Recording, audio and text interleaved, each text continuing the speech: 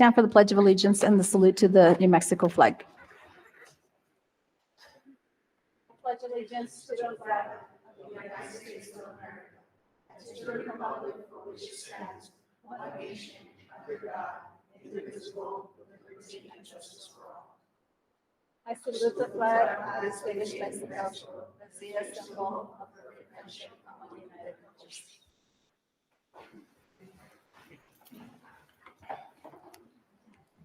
Ms. Murillo, can you please read our mission statement? Yes, ma'am. The Gaston Independent School District will provide diverse educational opportunities that empowers students to be successful in an ever-changing world. El Distrito Escolar Independiente de Gadsden brindará diversas oportunidades educativas que capacitarán a los estudiantes para tener éxito en un mundo cambiante. Thank you, Ms. Murillo. Moving on to Superintendent Dempsey's district updates and recognitions. Superintendent Dempsey. Madam President, board members, thank you for joining us this evening. The first item we have is our New Mexico Governor STEM Challenge recipients. I'd like to recognize Alta Vista Early College High School and Santa Teresa High School, Mr. Villagrana and Ms. De La Garza, if you'll please come forward.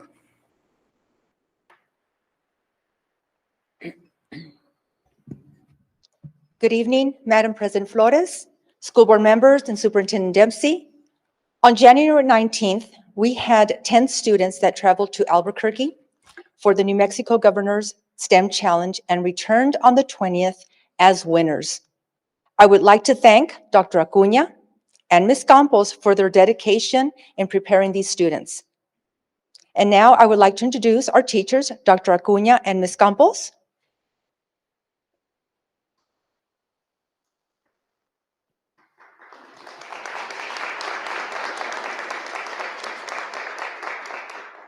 And introduce some of their STEM students that were able to attend this evening, who will be explaining the New Mexico Governor's STEM Challenge, their project, and their future vision and plan with their winning project. Brianna Hernandez.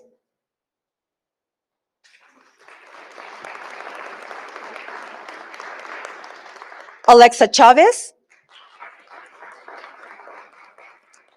Caitlin Paz. And Dana Renteria. And now these young ladies will explain their project.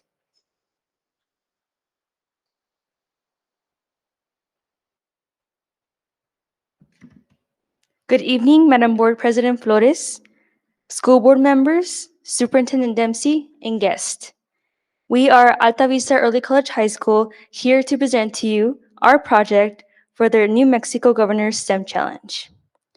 Upon doing research, it was found that the COVID-19 pandemic had detrimental effects, including isolation, mental issues, and physical issues in over more than half of the population. Unfortunately, our area, the southeast region of Doña Ana County, fell into this statistic. This included Hispanics and individuals who identified as lower socioeconomic status. Our vision was to create a community-centered solution that posed innumerable benefits to one's mental and physical health, essentially offsetting the damages from the pandemic.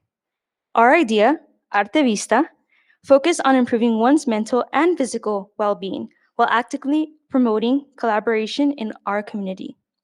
Additionally, we wanted to incorporate agricultural, environmental, and cultural components into our project as they erect the foundation of our community.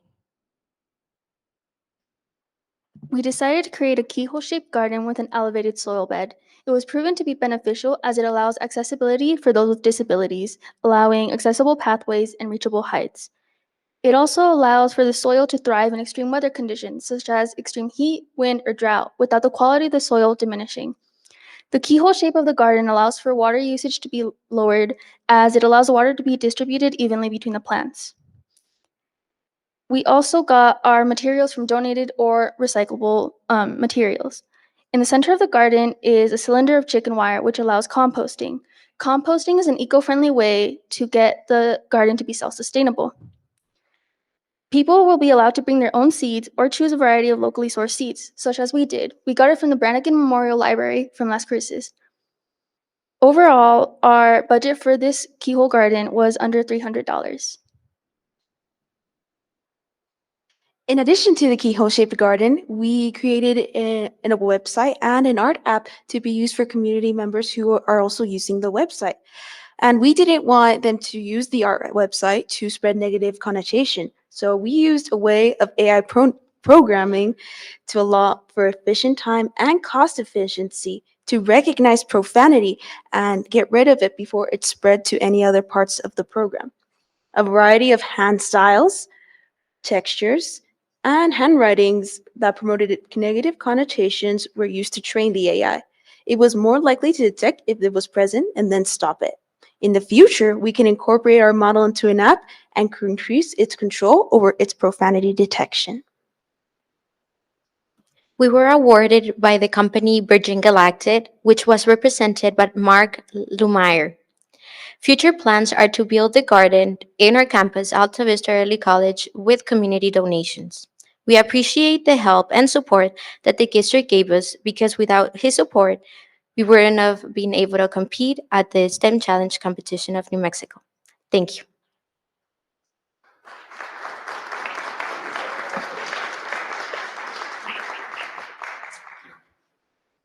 Mija, can we see that? I'm curious to see it. Your garden. Oh, and are we going to take pictures of them? Yeah.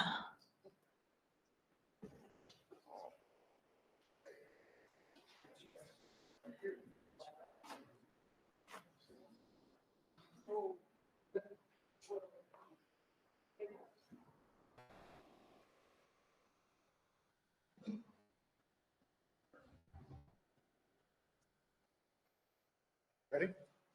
1, 2, 3. One more. 1, 2, 3. Thank you, guys.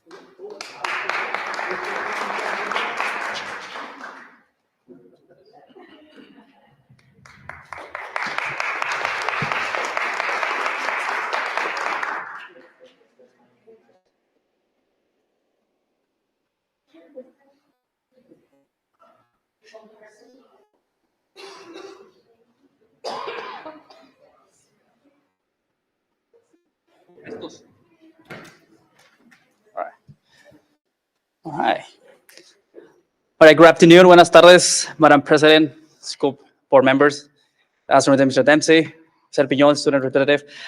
Today I have the honor and the pleasure to introduce one of our very dedicated, high achieving teacher that also was part of the New Mexico Governor STEM Challenge. So let me call Mr. Nunez, Ms. Valle Sanchez, and Mr. Obadilla, who were part of it. They want to introduce our students and also their team.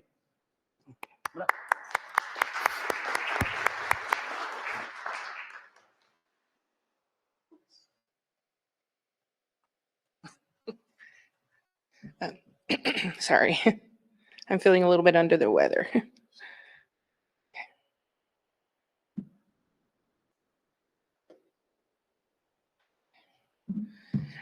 Dear esteemed members of the school board, thank you very much for allowing us to be here and to present the students' project.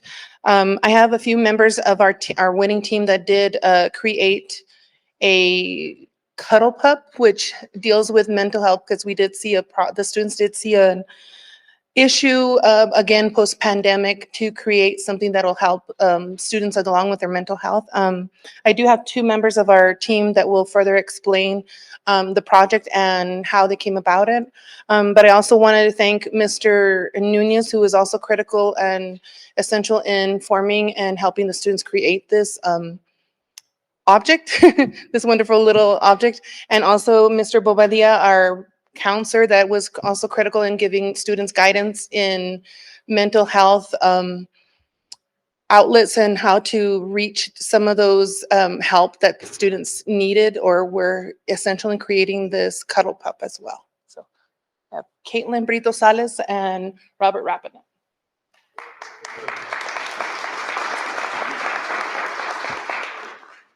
Good afternoon, Madam President, members of the board, and Superintendent Dempsey. This is our product, the cuddle pup. I'm gonna bring it up to you, and I encourage you guys to hug it, squeeze the legs, and feel how weighted it is.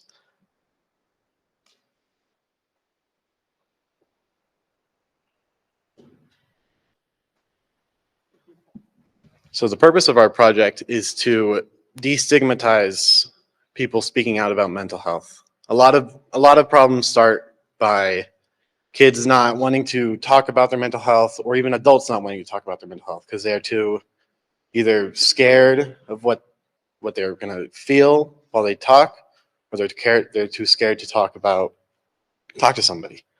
So our Cuddle Pup uses an app that connects to the actual physical plush, and it uses an AI chatbot, ChatGPT, to form conversations with people based on how their day is going. So the app will start up, and it'll ask you to log in, and it'll ask you some basic questions about like your favorite memory, your favorite hobby, that kind of stuff. And then it will ask you how your day is going. Once it knows how your day is going, it will be able to speak to you about what's going on. Like if you're having a good day, it'll give you a fun fact about one of your interesting hobbies. Or if you're having a bad day, it'll give you encouragement to hopefully let you have a good day. It also has a feature to heat up and vibrate so that it can soothe somebody that's holding it. Let's see. We based the design off the Mexican gray wolf, which is a endangered species in New Mexico, so that we wanted to incorporate the ecological benefit of it so that we could hopefully bring awareness to the endangerment.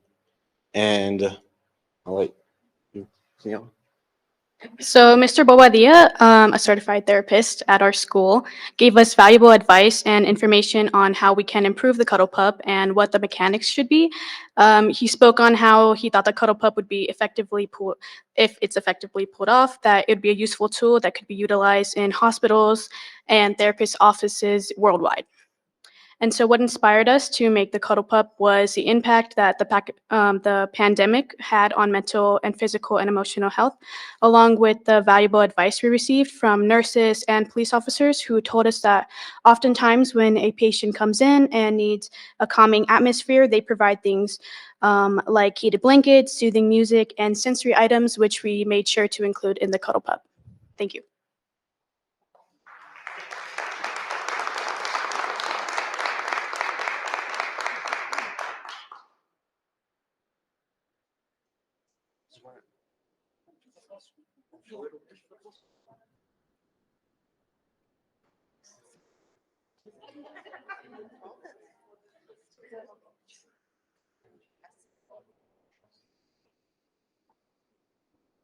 Sorry.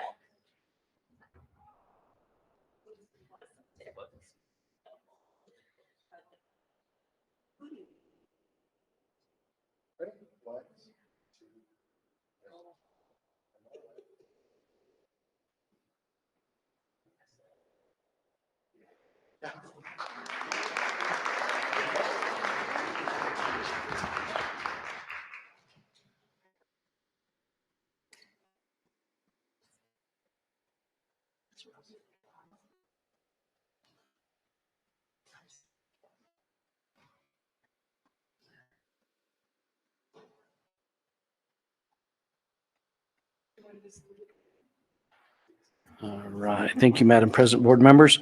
Our next item is Calvary West, supporting 100 families in need. Ms. Villalobos.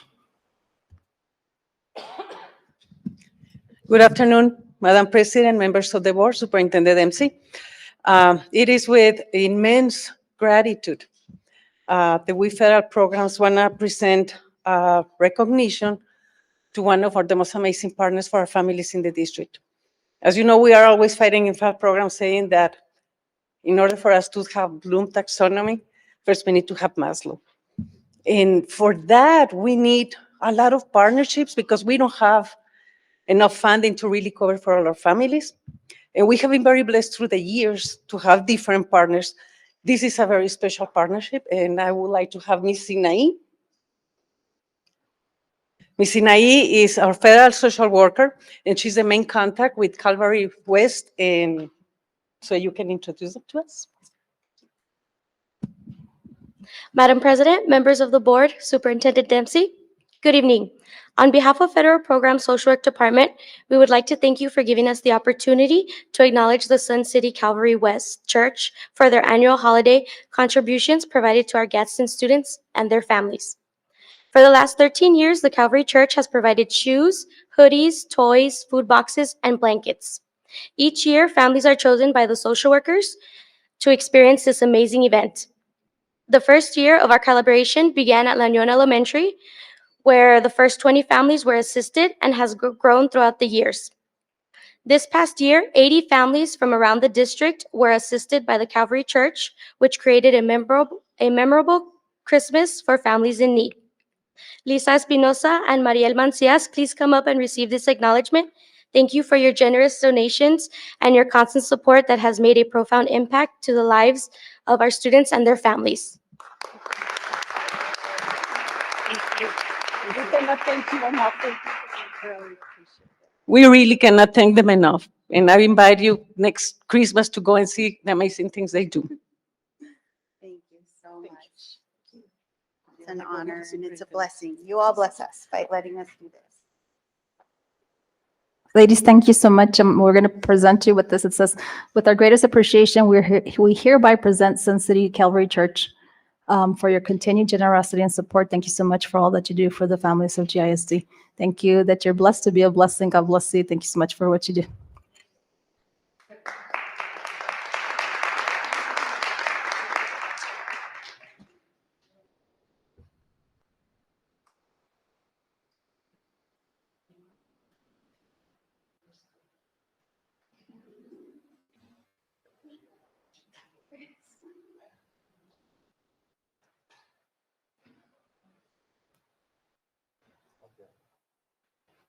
There we go. 1, 2, 3.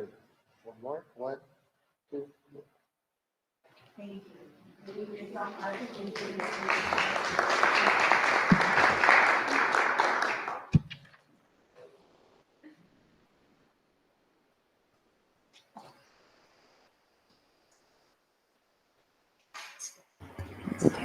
Okay, thank you again for that. The next item we have is a legislative update. I think you're all aware that we're in the middle of a legislative session quickly coming to a close, and I wanted to try to give you a little bit of a update on where specific things are at. We all know that public education is tied to House Bill 2. That bill is obviously created in the House, is now moved through the process and over on the Senate side. They're making their changes, so the things I will give you, you have to understand we're in flex. It could move. These items could change on the Senate side. Once the Senate has made their changes and they get approved, it has to go back to the House for concurrence. Okay, so right now, as it went over, House Bill 2 includes an average of a 4% increase for all public school employees. It does include the word average in the language. That's happened in the past. The word average, if it's signed that way, gives us flexibility with how we handle those funds. At times, that word is lined out because remember, our governor has line item veto authority. If it's lined out, it's across the board. Okay. Out of school time funding, this is a real important piece that is usually included in House Bill 2. We utilize these funds. The funds go to NMSU, but we utilize them in our after-school programs and our summer programs. Currently, the line item is in House Bill 2, but it's been zeroed out. So that's something we need to watch for very closely, because if those funds are not available, we'll have to find other funding to cover those programs as well. So that's something to watch for. There is in House Bill 2 dollars specific for SPED teachers and stipends. The amount seems to be fluctuating. So I don't want to put a number out there and people expect that number. I'm not sure how that'll play out at the end, but it does look likely that we'll be able to offer at a state level a stipend for our hardworking SPED teachers. Transportation budget, remember that's a separate budget. It's not included in House Bill 2. However, their emphasis seemed to be, an increase, the increase being specifically targeted for a 4% salary increase. So transportation for Gadsden and many districts our size, the current allocation doesn't cover the entire expense. So we have to supplement that budget with operational dollars. So while you might hear of an increase, if it's targeted, that's the only way we can use it.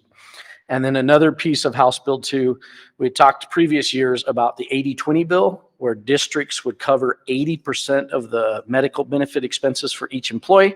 The employee would cover 20. That would standardize across the state. They didn't carry it as a separate bill. They rolled in dollars into House Bill 2 to try and cover it. My fear a little bit is there may not be enough dollars allocated to cover all of it, but we'll see how that shakes out. One really important piece that the board will get to act on in the future is graduation requirements. That legislation had been talked about for the last 2 years. It made it again through the House and the Senate. It is already on the governor's desk.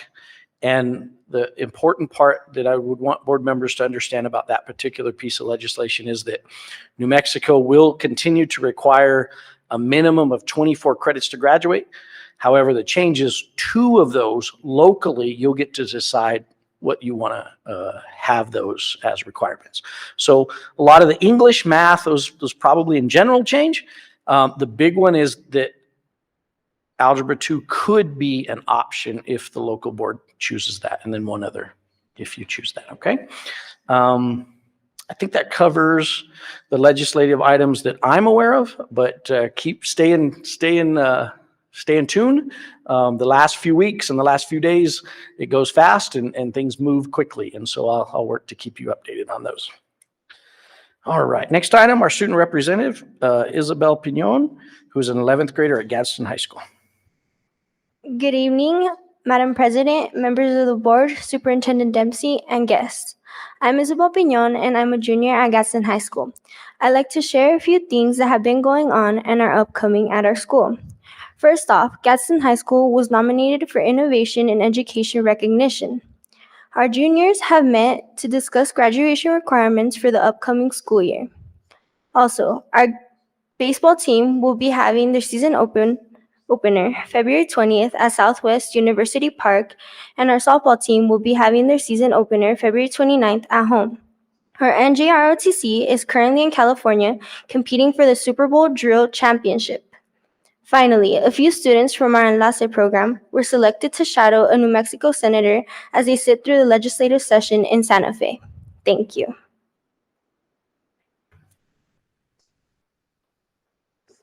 Thank you, Isabel. Moving on to our board member reports. Let me go ahead and start with Mr. Castillo.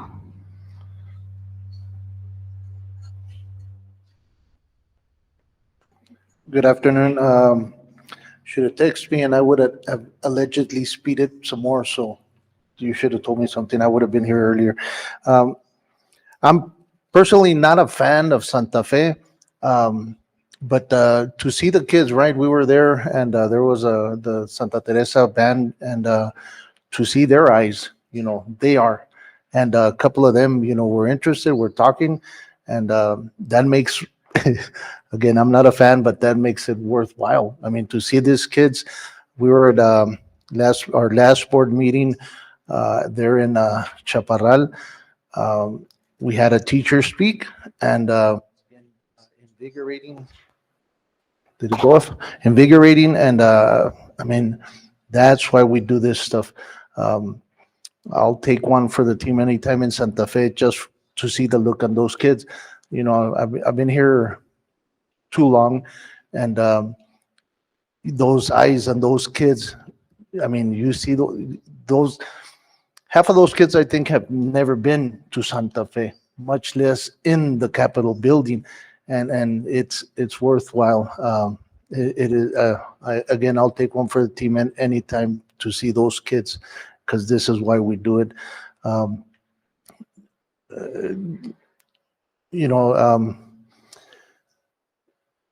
representative is saying, the kids going to California to that drill mid, anything we can do for the kids, I'll take one for the team. So thank you. Thank you, Mr. Castillo. Moving on to Mr. Lira. Hello, guys. First, I want to apologize for being late as well. I was coming as fast as I could. And I wasn't able to take the trip for Santa Fe, but I did see the pictures, and it seems amazing, and the kids looked excited. And being there, they had a chance to meet the lieutenant governor, different representatives, and for them to experience that, it's amazing. And I'm actually really proud and excited of the kids that just presented the STEM activities they did. They're amazing. I really like them both, especially the mental health, because it's huge, and they go through so much that we a lot of the times dismiss as they're just growing up. But I think especially in these times, they go through a lot of mental health issues, and that project I really liked. So thank you guys for that. That's all on my part. Thank you, Mr. Lira. Moving on to Mrs. Murillo. Good evening, everybody. Well, I don't want to repeat, but I'm going to repeat. I think my biggest thing is, hearing from the students, and that's one thing that I've been advocating since I got into this board, giving those students a voice. And so being able to have dinner with the kids. I want to thank the Charitable Foundation because they funded the dinner. Then we had Mr. Pablo Duran, a member from the community that has businesses here in Sunland Park. He funded a lunch, and I'm really grateful because the community comes together to advocate and to give something back to the community and give something to the students. And so the students were able to go up there and talk to the representatives, to senators, lieutenant governor, and not only just to take a picture with him, but the opportunity to actually sit down with him. And I think we were there for like a good 20, 30 minutes, being able to ask questions, and he answered. They got to meet the governor, and Gadsden is doing great things. She mentioned it. She said, we're using Gadsden as a model, and we want everybody else, we want every other district, 89 districts, to jump on board and follow Gadsden. So for me, that's huge. And so while we were there actually on Thursday, we got to see, we were not able to take the picture because we couldn't find them, but we saw FFA students from Gadsden High School, and I just thought it was amazing because Representative Ray Lara said, this has been a year where I have seen a lot of student activity from Gadsden, and that's amazing. That they're looking for funds and they're trying to bring groups up here to Santa Fe and just showcase them is amazing. And he's like, I'm proud to say, hey, I represent you guys. So I want to thank Mr. Lara because I know he was a huge part of this trip for the students. To Senator Cervantes for opening that door for us and being able to have the conversation with the governor, because I know other groups were trying and they couldn't, but he made it happen for our district. Also, I want to mention Ms. Isabel, student rep. Thank you so much for being here and advocating for your school. Yes, on the 20th, go to the Chihuahua Stadium for there's going to be the season opener, Gadsden against Santa Teresa. I will see you there, Mr. Castillo. It is free admission. It starts at 7 p.m. So I really hope that it gets packed. Also, congratulations to all of our students, the computer science. I've been seeing lately, because you guys know me in Facebook. Thank you so much for all the schools that are posting already the Teacher of the Year. So congratulations for those that have been posting. I know there's still some that they haven't posted yet. And then we were not just in Santa Fe for the session and to speak to our representatives and legislators, but also we were doing our professional development. So it was just nice to go to some of the sessions, and some of them the refreshers. This is the same thing, but then also for me, I think it's networking, because you get to meet new people and you get to have conversations during breakdown sessions. Being able to speak to the superintendent from Deming, and they're starting a project search, which we have here in Gadsden, and they're going to be doing a tour at the host site, which is the Hive. And she said, we want to do what you guys are doing. And I don't think, not to brag, but I don't think anybody's going to be able to be at our level, because I think it involves a lot of community and passion. I really do think that we have amazing staff, amazing principals, amazing leaders. And I think that's what it makes our Gadsden amazing. And that concludes my report. Thank you. Thank you, Mrs. Murillo. So I'd like to start off by thanking Isabel for joining us this evening. I just learned you're a junior, so you have one more year before you graduate. That's awesome. And she has planned to be you said a kines. Tell me what is a kinestheologist? Yes, so congratulations on that. Let's see.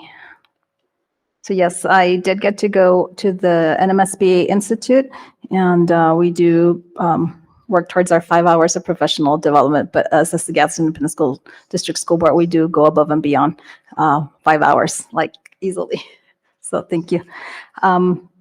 Let's see, I do want to take the time also. I personally just got to meet with Ms. Murillo and Mr. Dempsey with Representative Madrid. Thank you, Mr. Madrid, for making the time to meet with us. But earlier, my colleagues were able to meet with Representative Lara and with Representative Gallegos at the Roundhouse. And then, yes, we got to meet Lieutenant Governor and the Governor of New Mexico. I did also get the opportunity to attend our district English spelling bee. So I just wanted to, I know they were recognized on Facebook, but just once again to recognize Aiden Aguilar. He was our first place winner, and I believe he's from Chaparral Elementary for my community. And then we also have Megan Hawkes, who is from Gadsden Middle School. She was our second place winner. And then finally, our third place winner was from Yucca Heights Elementary, Savannah, Valencia. So congratulations to those folks, to those kids.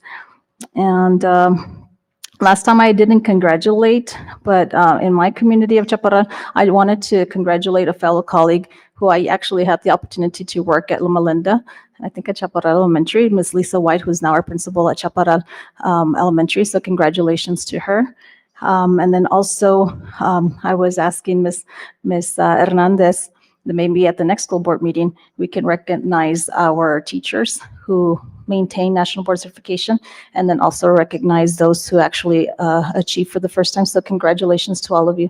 Hopefully at the next board meeting, we can recognize you in person on your accomplishments. I think that's it for me. So that's what I've been up to. And so thank you. Okay, moving on to Human Resource Report. That is there just for a public record. No action is required on behalf of the school board. Okay, moving on to item 6. I would like to make a motion that we modify tonight's agenda. I make a motion to remove item M, which is Fund 31-200 Capital Outlay Cash Increase Bar on the consent agenda. Do I hear a second? I second. Seconded by Ms. Murillo. So we're going to go ahead and remove that evening. Any other comments, Mr. Dempsey? I'm sorry. That's, yeah, no, That's it? thank Okay. you. Thank you. Okay. So with that being said, do I have to make another motion to accept then the agenda, or we're good to go? No, ma'am, I think you can just take a vote. Okay. Thank you. Okay, moving on to item 7. Do I hear a motion? For item 7? Madam President, I think you need to take a vote on the modification of Oh, the on the agenda. modification? Okay. Sorry about that. All in favor? Aye. Aye. Aye. All opposed? Okay, motion carries. So we did modify the agenda. Moving on to item 7. Do I hear a motion? I make a motion that we accept the regular school board meeting minutes for January 25th, 2024. Okay, Ms. Murillo has made a motion to accept our regular board meetings for January 25th, 2024. All in favor? Aye. Aye. All opposed? Motion carries. Moving on to the consent agenda. Do I hear a motion? I'll make a motion that we accept the consent agenda as modified. Okay, Mr. Castillo has made a motion to accept the consent agenda as modified. All in favor? Aye. Aye. All opposed? The motion carries. Moving on to item 9, open forum. Ms. Delgado, do we have any speakers who would like to address the board this evening? Madam President, we do have open forum.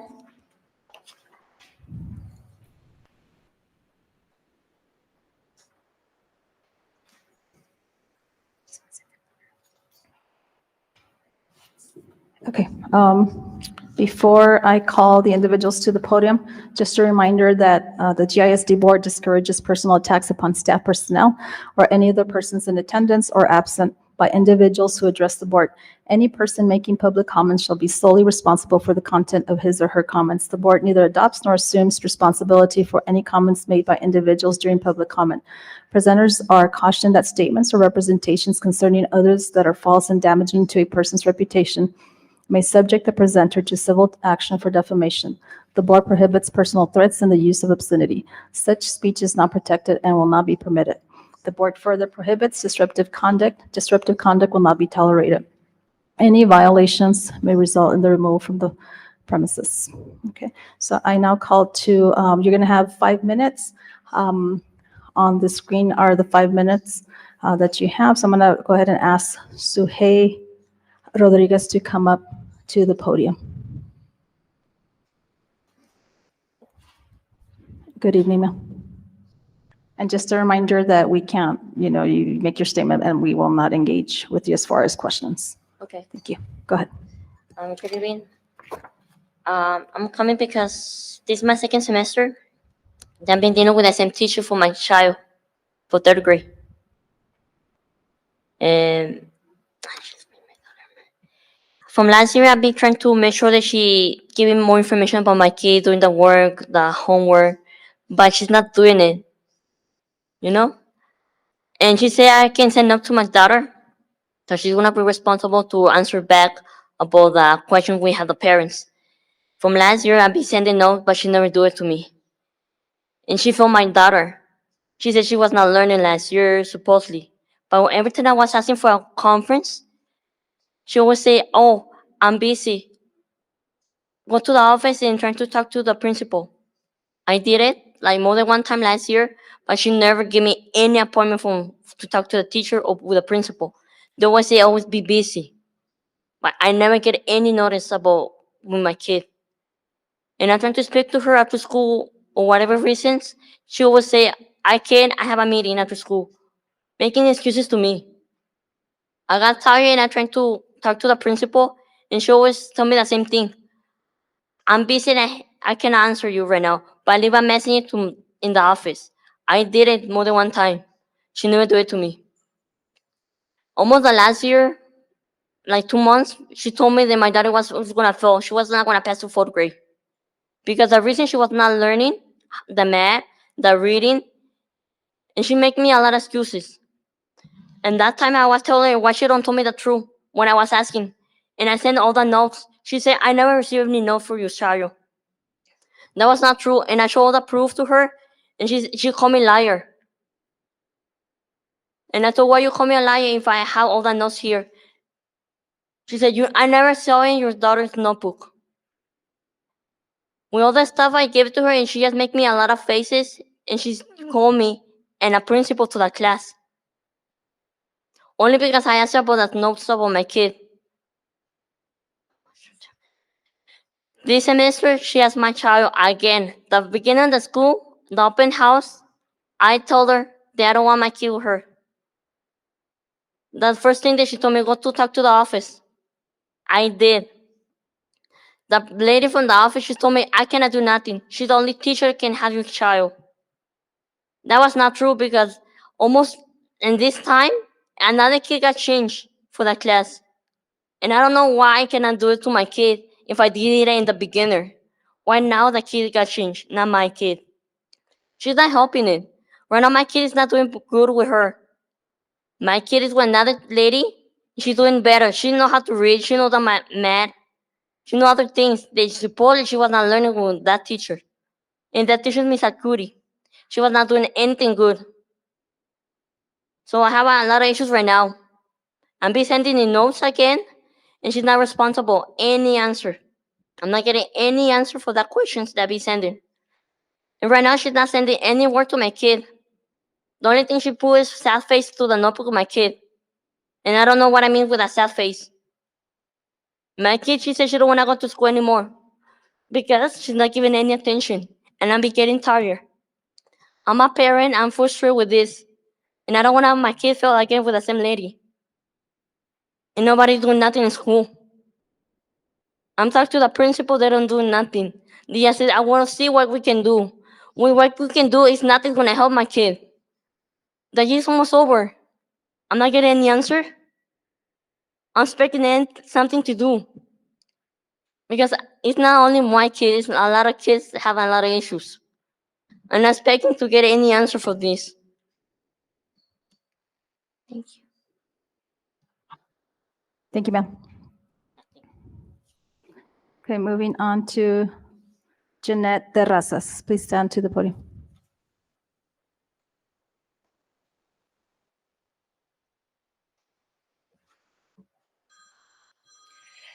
Good afternoon, Madam President Flores, school board members, and superintendent. My name is Janeta Razas. I'm speaking about Chaparral Elementary School as well. The following issues remain unresolved: the lack of a safe learning environment, bathroom breaks, failure to report bullying and assault. To provide parents with the resources our children need to excel and thrive. I reached out on several occasions to Ms. Erica Alcurdy with concerns regarding my daughter's grades and other issues. I did so in person, on Remind, and in parent-teacher conferences. I requested curriculum and extra work to assist my daughter at home with concepts she may be struggling with. I had an in-person meeting with Ms. Alcurdy about my continued concerns.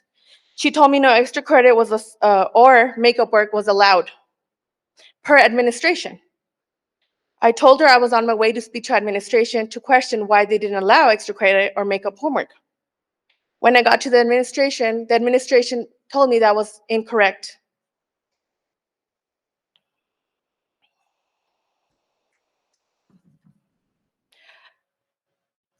I reached out to Ms. Alcurdy to ask for extra credit as per the principal of the school, and she told me she would allow my daughter to do extra credit, but only would be input as 2s or less. Even if the work that she was doing was 3s or 4, it would be put in as 2s or less, extra credit. If this isn't retaliation, tell me what it is then. After Ms. Alcurdy called me a liar, saying that she never said those comments, Anali was relocated to a Spanish class, Anali does not speak Spanish. I allowed it because I didn't want any further retaliation due to several incidents of bullying on my daughter as well. She was also subjected to mental stress from a child saying he would rather be gone from this world than in class with them. This incident was not reported. I had to call the school myself and notify the counselor, and she was not aware of the incident.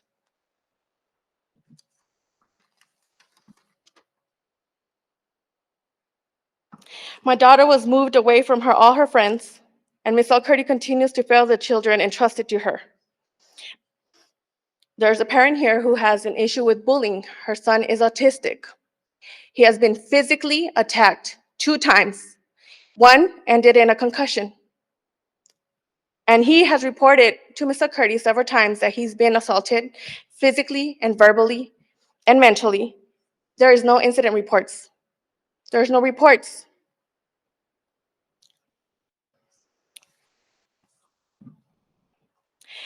So then Ms. Alcurdy, the mother decided she was gonna move the child, and after several requests to the principal to move the child because she felt he was unsafe. Then yesterday, Ms. Alcurdy reached out to the mother and told her that she would be moving the child. Who has the power? The teacher or the principal? The teacher made the move because the principal said there was nothing to be done. Another serious issue that I want to address here today is restroom breaks. She does not allow the children to go use the restroom whenever they need. They only have 2 chances to go. One child didn't go to the restroom. She didn't allow her to go to the restroom, and the child soiled herself, and she was made to sit in it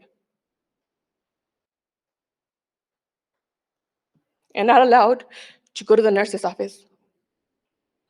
When the parent reached out and questioned the teacher simply stated that the child did not finish her homework, and that was the reason she was not allowed to go to the restroom. My daughter's grades also have been fluctuating very unexpectedly. I've questioned the administration, and I have not gotten a response for them. I have proof of all this that I say, and I just want you guys to help us. I'm asking you for help. This is a plea for help for our children. Our children are 8 and 9 years old, and I feel that they have been let down by the administration. Thank you. Thank you, Mr. Rosas. And our last speaker for this evening is Vanessa Sanchez. If you can please step up to the podium.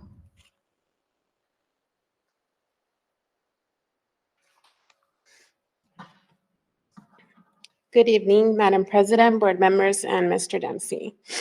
I am writing this letter in regards to the continued bullying of my son, Antonio Contreras. He is a third grader at Chaparral Elementary School.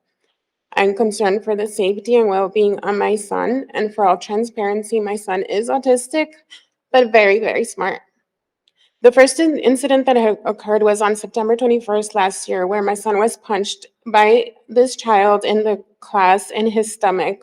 Many of the students witnessed in class. I reached out to Ms. Alcardi to let her know of the situation through Remind. I knew she was unaware because there was a substitute that day because my son told me. He also told me that Ms. White was informed of the situation, but nobody ever called me to tell me about this attack on my son. Would my son have not told me, I would never have been aware. That same day, I did let Ms. Alcardi know that I was not comfortable with Antonio being close to Mikey, so she spoke to the child and moved them tables, hoping that that would alleviate the situation. 5 days later, I received a call from the nurse at the elementary school informing me that my son had fallen at PE and hit his head. The nurse said he was not complaining of headaches, but that he had requested to call me as he wanted to go home. I knew immediately something was wrong because my son loves school. When I picked him up, he proceeded to tell me that he did not fall, but that Mikey had pushed him, so hard that he fell backwards and hit his head on the cement. When he was pushed, of course he fell. They went to the nurse. When I picked him up, I let Ms. White know because I called her. Nobody had told me anything about the incident, just the nurse that he had fallen. As soon as I told her, she told me there would be an investigation that would take place. The next day, I did take my son to the pediatrician, which they advised me to look out for signs of concussion. Antonio complained of headaches the next few days, so the doctors advised us not to allow him to play baseball, which he plays on a city league. He was, of course, not able to play video games or watch TV, as that might worsen his headaches. As you may know, reading or any type of concentration can aggravate headaches, so we made the informed decision to keep him home the rest of the week for his health and safety. I contacted Ms. White to let her know and give her an update on the doctor's orders and to request an update, where that day she informed me the student was suspended after they had concluded their investigation and what was reported was true. I then told her at that point in September that I was not safe with my son being in the same class with this child, and I asked her to move my son, and she told me that my request was denied due to Ms. Alcardi being the only English teacher available. I felt unheard and helpless at this point that my son was being bullied along with other kids and nothing was being done. I did decide to move him schools. I wanted to move him, but at the end I decided that was unfair for my son as all of his friends are there. He has continued to have issues with this child, even though I have asked him to report all instances to Ms. Alcardi, which he assured me he has. I have never heard anything from Ms. Alcardi. I have never heard anything from the school, and it's very frustrating that every time that I call, nobody knows anything. The last week, my son had another instance that occurred at school, another altercation with the same student. And once again, nobody called me. The counselor, the principal, the teacher, nobody. This has happened to my son too many times, and I just feel that this needs to be addressed, as I never get any type of incident reports, and my son continues to be bullied, assaulted, being called names, tripped, yelled at, and threatened in front of the class where the teacher hears. My son is frustrated at this time, just wants to move schools, feels stressed and unprotected. All the teachers, principals, and counselors have told me they are aware now and they're willing to move him as of yesterday. If I am angry and frustrated that how the school is operating with the safety protocol for the children attending, I can only imagine how frustrated and angry my son is to attend this learning institute and teaching them that bullying is okay. Not only is teaching him that it's okay, but I'm afraid that I may lose who I know as my son. He's fearful, angry at the same time, and it's unfair to him and all the children who are being bullied and unheard. If the school system does not want to do their job in ensuring that my son is safe, I do not have a problem letting everyone know of the problems that are going on and seeking legal counsel, going to media, or bringing awareness, then so be it. Thank you. Thank you, Mrs. Sanchez. And just to the three ladies that came up this afternoon, do expect a phone call from a representative or directly from Mr. Dempsey to follow up with your concerns. Okay, moving on to our action items for this evening. We do have one action item on our agenda, and that's action item 10A, rescheduling March 21st, 2024 regular school board meeting. Superintendent Dempsey. Madam President, board members, the one item that we have as an action is we have a conflict in our schedule with spring budget, which is a very important component of the budgeting process where the unit value gets announced, transportation allocations. And so I'm going to request that we reschedule for March 21st, 2024, the regular school board meeting. Are there any questions, comments, or concerns? Okay, do I hear a motion for action item? So we're moving it, we're just not having it, or, I mean? No, sir, Mr. Castillo. We had originally had it scheduled, I believe, for the 23rd, and this would move it up to Tuesday, the 21st. So it'd be a little earlier that week. So we would continue to have it, but we would just move it up a couple days. Okay, because my calendar says March the 21st is a Thursday. So you want to move it to 19th? Yes, sir. Okay. I apologize. So let's correct that. We currently have our March 21st board meeting scheduled. I'm recommending we move that to the 19th. Okay. And I'll make a motion that we reschedule March 21st, 2024 school board meeting to March 19th, 2024. Okay, Mr. Castillo's middle motion as stated. All in favor? Aye. Aye. All opposed? The motion carries. Okay, moving on to our discussion items. The first discussion item is 11A, New Mexico School Board Association Excellence in Student Achievement Awards. Superintendent Dempsey. All right, Madam President, board members, our first item that we're going to talk about is the New Mexico School Boards Association Annual Excellence in Student Achievement Award. The guidelines were sent, I believe, sent to each one of you. They're also on the presentation, and there's a hyperlink to it. Just because at times this gets sometimes people get a little confused on it.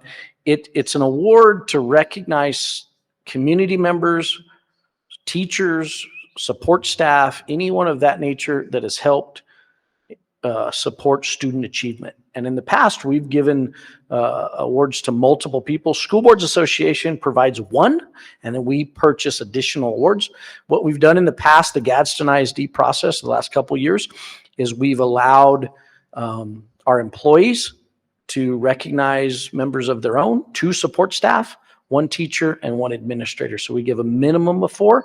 The board could offer additional ones if they have community members they would like to recognize. Can we go back to the presentation?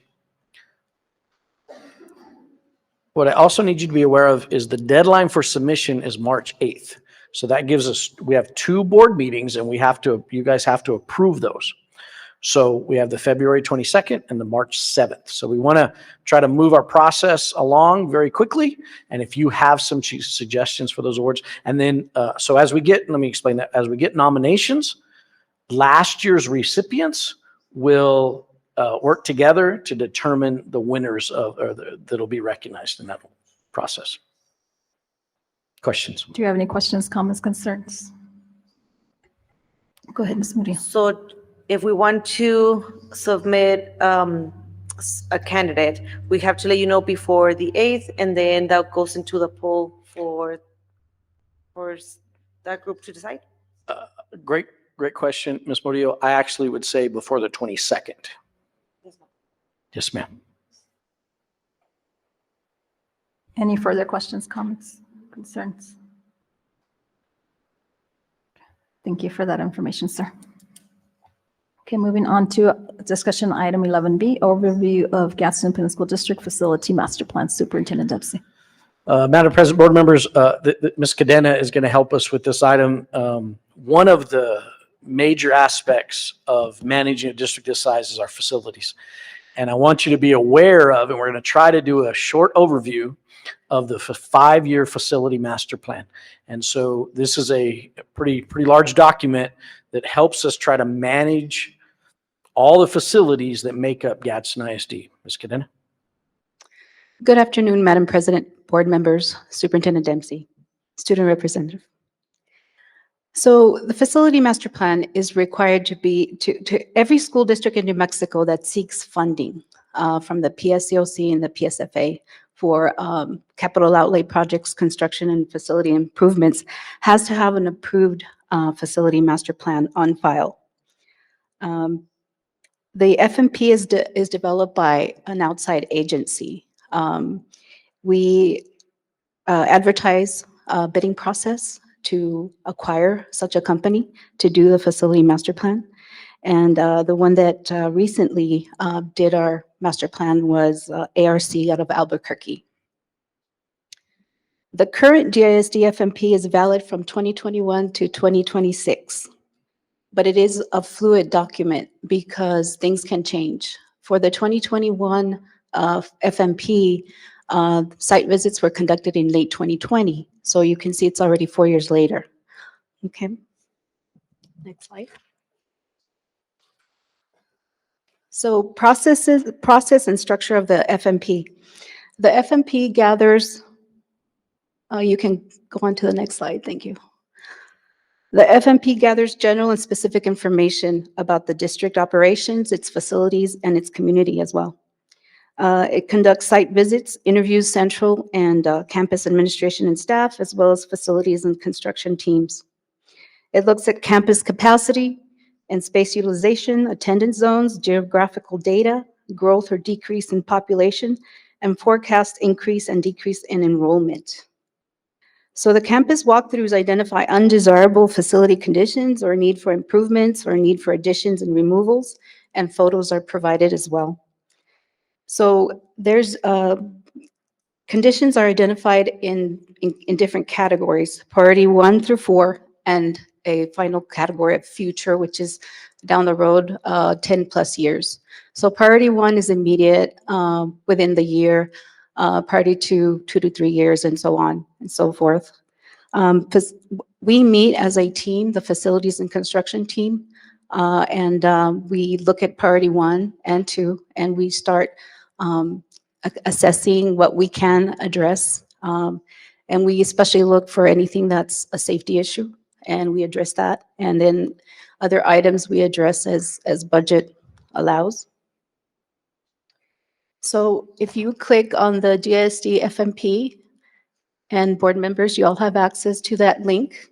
I went ahead and I'm looking at a specific summary called the final volume, and I had him put it on page 75, where you can see a spreadsheet that gives you by school all the lists that they accumulated, and it categorizes it. If you look at priority 1 is in green, priority 2 yellow, and so forth. So you can see by campus what they had as priority 1, priority 2, etc. So it's a pretty involved spreadsheet and document, as you can see. And this is just the summary volume. If you want to go to the another volume in that same folder, it's like 480 pages, and it includes photos. Because if you look at some of the lists, like we're showing priority 1, I highlighted for you in yellow what's been completed, and in blue what's kind of in design consideration or pending, like us giving the go-ahead for the work. A lot of this has to be subcontracted out. Some of the items that haven't been addressed, there's a reason. For instance, there's one for a sidewalk in front of Anthony Elementary, but it's actually on the city's right of way. So that gives you an example of things we can and cannot address. Other things, if you can see La Union, it's an electrical upgrade they're recommending. That's a price about 1.8 million, and that has to do with not enough outlets in the classroom and so on and so forth. So you can see, and then there's priority 2, and it's also highlighted in yellow and blue. Same thing.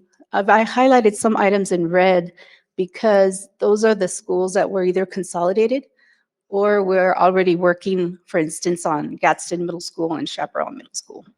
Okay. So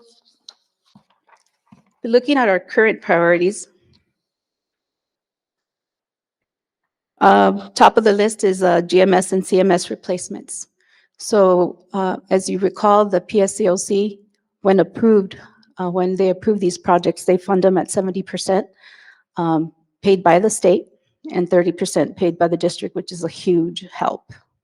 When you're talking millions of dollars, that's significant. Second thing, we have to, as a district, decide what we're going to do with the Mesquite Elementary and Sunland Park properties. Mesquite is completely vacant, and since fall of 2023 has been vandalized about 4 times. We have finally, we were trying to have some people there sometimes as trainings, but we just can't do that anymore. We have to actually nail the door shut, nail the window shut, because it's been broken into and vandalized several times. Also at Mesquite, the sewage pipe along the original hallway, the school building I attended for elementary, is the sewage pipe is collapsing. So it's a huge expense to fix that. Also, Sunland Park Elementary is temporarily being used for a pre-K. They're using 6 classrooms while we construct the Riverside pre-K. So the Riverside pre-K addition is scheduled to be about 6 to 8 classrooms.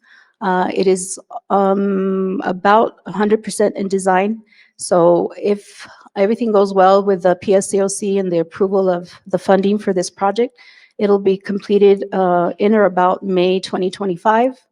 Once that's completed, we can vacate Sunland Park completely of the pre-K students and move them over to Riverside.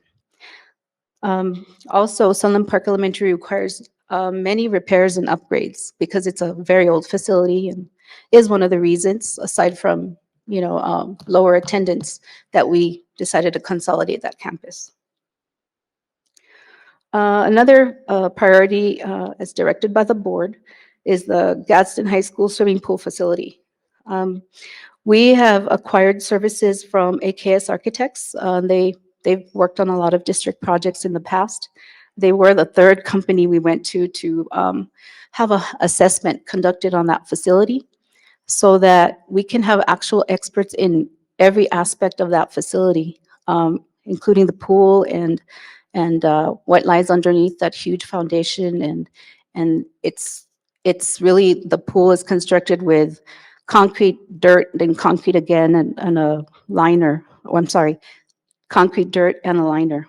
No concrete under the liner. They will start their assessment this month for the cost of $32,000, and they will provide us a significant report on what their findings and their recommendations for that facility, and we will bring it back to the board. Also, lastly, these aren't all our priorities, but top of the list, the demolition of the old Alamo building located next to Anthony Elementary, which the demolition was approved by the board on September 9th, 2023. We are taking advantage of the funding of demolition projects by the PSCOC at 100%. So district isn't paying anything for demolition of this building and the barracks at physical plant and gosh, I can't remember, a couple more minor, like an old portable that's next to the nursing area. So the district is really benefiting because just the demolition alone for the Alamo is probably about $300,000 to $400,000. So not having to pay anything out of our pocket is good. And that's all I have. I stand for questions, comments. Any questions, comments? I do have a question. So once this AKS Architects assessment is done, do you think we would be ready for the board to make a decision on how we proceed with the swimming pool so that we're not like back and forth and? Yes, ma'am. That's exactly why we wanted to do this. That way we have a complete report and recommendation on what it is that is needed and what we could do and what options we have. Yes, ma'am. Okay, any further questions? Comments? Okay, thank you very much. Thank you. Have a good evening. Okay, moving on to discussion item 11C, Cinematic Futures Presentation. Superintendent Dempsey. Madam President, board members, this item was requested by Secretary Murillo, and I believe we have Eric, is it Kirker? Yes. Or perhaps not? Welcome, Mr. Eric. Dempsey, before we continue, can we make sure that the streaming is occurring? Because so are we allowed to continue if we posted it? Because the streaming is not happening right now. Madam President, we can take a pause and check on that. You can continue with the meeting because it is in open, it's been posted as an open forum. Okay. But we can pause if you'd like to, and we can verify that. It's up to you. I guess we can, what do y'all think? Just continue? Okay. Okay, thank you. Okay. Good evening, Madam President, board members, and Superintendent Dempsey. So my name is Eric. I am a teacher. I was a teacher at Alma de Arte High School, Charter High School, and recently the program was stopped. I taught filmmaking, so special effects makeup, movie making for underprivileged students and stuff. So they had to let go of that program because of funding.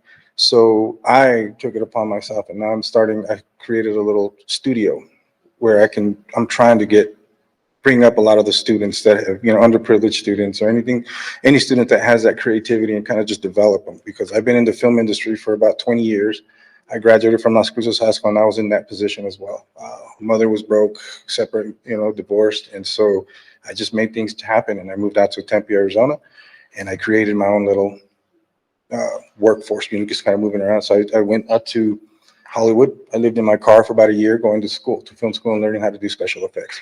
I'm back now, so I want to try to bring up a lot of the students that don't have an opportunity and see if I can try to do that for them. Just recently, one of my students committed suicide because it was one of the programs that was in the class, and they took it away along with a couple other things. And I guess that student just couldn't deal with it, and it was a tough thing to deal with. But very creative students. So I created a little studio called Real Work Studios Media. So what it is, the objective is to empower underprivileged students, minority students, foster care students, and high school students, like any students that have that creativity. That's what I want to do. That's what I was taught that way, and that's what I want to do with these, if I can get it. So my program is to try to do workshops on the weekends or try to get grant funding so I can take care of supplies and stuff like that and just try to develop them. And so hopefully try to bridge them into the college, NMSU, because now that they're opening up this creative campus so that they're going to be doing a lot of filming. So that's what I want to do.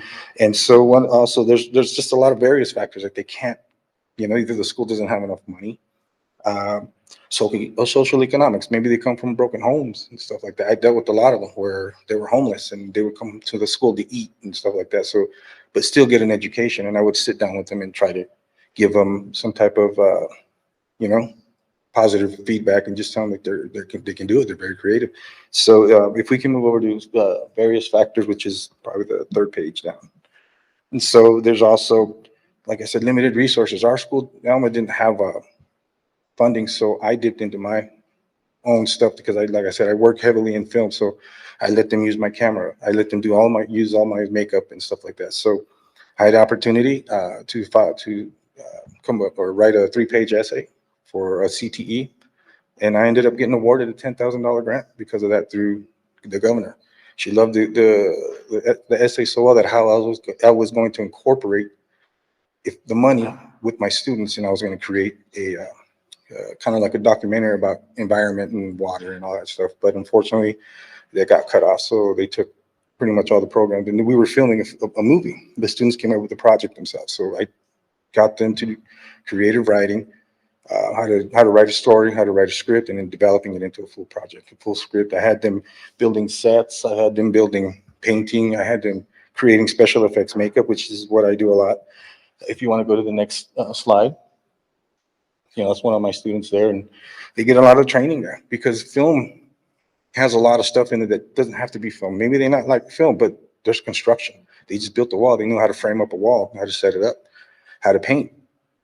There's interior designing, depending on what the script is at. So they're just learning, not just learning film, but they're learning they're learning other stuff that can develop them in, the workforce out in the streets, So that's kind of what I've been doing. Increased engagement.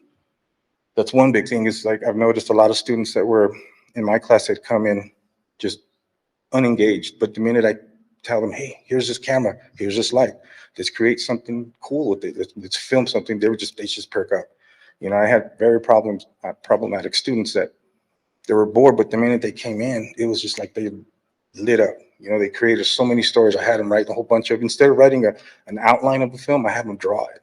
So there's a story tree, create. So that's what sparks their brains, and that's what kept them going. So, so this is the studio that I created. If you want to go up to the next, where it says studio, next page. It's a small studio, but this is just one corner where I actually did this all myself. I'm trying to build it. I put walls up, I built up frames and just painted. And so I'm making a little alley and just painting, doing graffiti work, painting, being colorful, because that's what draws a lot of attention for a lot of these kids, So I'm just going through what used to entice me. So that's what I do. But now in a real movie studio, they actually keep it open up top, and you can put lights, cameras, and all that good stuff. And it allows the kids to actually build something that they can really do, But with the little money that I have, I dipped into my pocket and I just started doing my own little studio. Special effects makeup. Next slide, please. This right here is my little studio, my lab, which is I can teach them how to do a bunch of stuff, how to make someone bald, or how to create a severed arm, how to teach them how to do beauty makeup on top of that. Because that's what I learned. That's how I started. And just how to create some fun stuff, cool stuff that can be productive in their lives. They're just not bored. They're just an 8 to 5 job. And it's like, there's plenty of things out there that you can create, and especially all of these students that don't have that opportunity, this is something that they would love. And so that's what I do. Any type of industry stuff. Like I just, as a matter of fact, I had another presentation today, and I partnered up with a thing called Shattered Lives. So it's creating injury simulations and stuff. So I'm trying to get students involved to create this stuff. So it helps the paramedics and the police officers train. At the same time, it helps the students learn about drinking and driving, addiction, and just not paying attention, and accidents that they could be aware of if they're just focused. So they can be learning on both ends there as well. So that's my studio there. And so pretty much, long story short, these are a lot of my students. If you want to go to the next slide, please. These are a lot of the students teaching how to live cast, how to create fake faces and stuff like that. But it's what intrigues them, how to create storytelling. It's their story. This is all a movie that they created. I had a little movie trailer, but we can't play it. So, but it's everything that the students did. I gave them the camera. I gave them everything until I got the $10,000 grant. Then I bought some stuff and I gave the kids, all right, hands-on experience. Let's go. I'll be right here if you need any questions, if you have any questions. So that's what I've been doing. And so what I'm trying to create is workshops and stuff like even schools to get involved with this, see if there's any type of program, after school program. That's what I want to do. I also partnered up with Cruces Creatives. I don't know if you guys know who they are. I had a meeting with them, all right, last week, and I got another one. They want to create, the money's already there, so they want to help build up a lot of the students that don't have the opportunity. So they like my presentation, and so that's where we're at right now. Any questions? Questions, comments? Mrs. Murillo. So I reached out to Mr. Eric and we met through a mutual friend, and he talked to me a little bit about the project. But then coincidence, last week I was called by a person that works for DACC, Workforce Branch in Cruces, and told me about Cruces Creative and how there's funding, but they don't have students. So then she gave me a tour of the facility, brand new carpets, but they're empty. Everything is empty. So then she called me through my work to see how can I help with students with disabilities. And then we started talking, and she brought up the Cruces Creative, and I said, well, hold on, I've heard that before. I do a lot of home visits in Doña Ana County, and I was driving with a coworker to Silver City, and we see the Tyler Perry new movie set, and they have the 2 red cars on the highway, and so it was pretty cool. So then I started making phone calls last week to see what we can do, because I also don't want to set our students for failure, and like this opportunity is in Cruces, but then we're down here, right? And I think like we're doing great things for Gadsden. So then another person said, well, we can get with South Central Transportation, and maybe we can transfer the students to Cruces, or we can come to you and do workshops, because the money's there. We just don't have the connections, and we don't have the people. So I just thought that for him to bring this presentation will be a great opportunity, another outlet to shine our students. And I thought about, and this is just me because, I attend to events at Santa Teresa High School, the theater students. They have, the Halloween, which that's not my cup of tea, but I go and support. But they do the Halloween sets, and I take my kids, to support the students. And I just thought that it will be just a great opportunity to start exposing our students to real life stuff, right? Especially right now with Filmless Cruces, we have all these amazing movies being created here in Doña Ana. So I can envision having our students being hired by you guys, and especially I always say, if the money's there, all you need is just the people, so we can guide them to you. But thank you for the presentation. I have one more thing too, because my studio is open to other productions, movie productions. So when I'm training students, they can actually get hands-on experience and actually get a credit on a movie, and actually walking out of the program as an actual movie credit that they've worked on a project. That happened to me on this last film. I contracted a movie, and I had like 15 students, and they all got to, the production loved it so much. They say, hey, can you have some of your students create some figurines out of clay? Sure did. They got paid, and they got movie credit for it. So, and they walked out with an actual IMDb credit, which is very difficult to get in the film industry. You don't get that unless you're actually on a big production. So, and you can see my stuff on there as well, and you can see a lot of their stuff as well. So it's a great win-win for everybody. Thank you, guys. Mr. Dempsey, so obviously, if you can share information so that you'd be the point of contact to see what the possibilities. Absolutely, Madam President, board members. I would absolutely could be a point of contact. I would probably quickly get them over to Mr. Wogomuth and then Mr. Encina, who would probably be the best to align those things and see where we can plug in best. We appreciate your presentation, sir. Thank you. guys. Okay, moving on to discussion item 11D, Youth Development and Diversion Program. Superintendent Dempsey. Madam President, board members, Ms. Patacosta is going to join us and her team, and welcome. Good evening, esteemed board members, Madam President, Ms. Flores, Madam Secretary Murillo, who I had a pleasure of speaking with her before, a tremendous leader. District number 4, Mr. Castillo, Mr. Lira, District 1, and the beautiful student representative. I'm so excited to see a youth in a board, Ms. Piñon. Of course, your leadership team, Superintendent Dempsey, Ms. Hernandez, Ms. Rossi, and all of the ones that I still remember from our training. Of course, parents and people present. Tonight, we come to you elated to present 2 tangible traveling paper quills. Our diversion specialists, Carol Montoya and Kamika Ramirez, had the pleasure of assisting your students in creating them. The Youth Development and Diversion is a program that strongly believes in building community engagement by recognizing that we cannot do it alone. We were able to participate in this project by partnering with the Doña Ana Vaping Awareness Coalition. We might have some of them here present, Kristen Ortega, Aaron Small, or Jessica Garcia. If any of you are here, please stand up. Well, párese, amiga, because they're partners. And of course, partners like you. Before I turn the presentation to Carol and Kamika, I need to recognize Mr. Dempsey and his leadership team.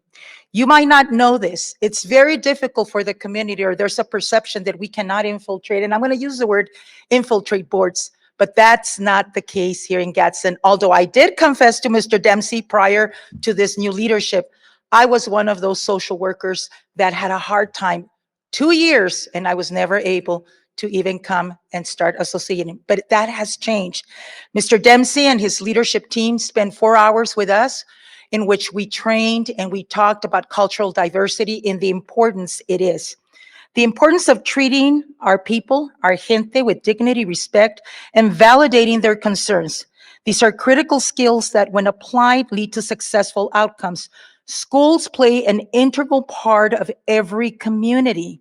Mr. Dempsey and his leadership team not only know this, but have invested in trainings and are part of the community implementing approaches with students and their families.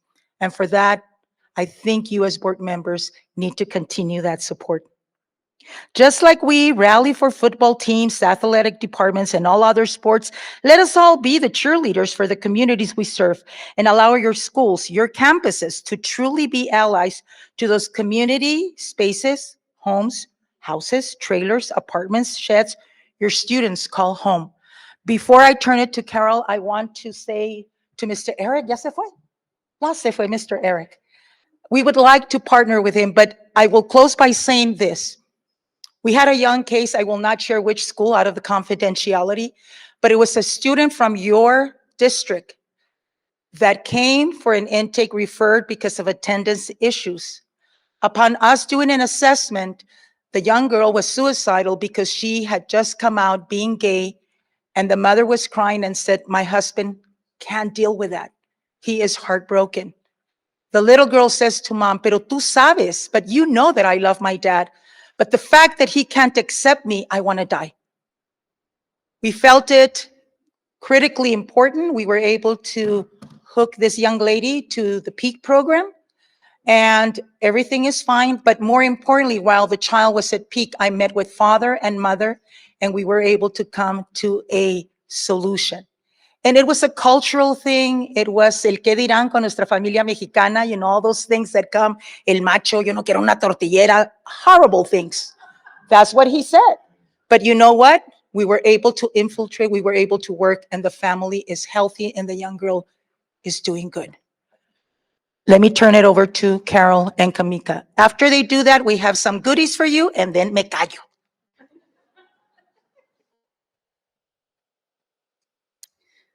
Good afternoon or good evening, everyone. Kamika and I are diversion specialists with the Youth Development and Diversion Program out of Las Cruces, but we serve youth from all over Doña Ana County. We're members of the Doña Ana County Vaping Awareness Subcommittee, which we partner with a lot of partners, including the Department of Health, the Paso del Norte Foundation, the Unified Prevention Coalition, and many other members, including the National Guard, Drug Task Force. In our partnerships, we identified 5 communities within Doña Ana County that parents could benefit from having info sessions for the dangers of vaping.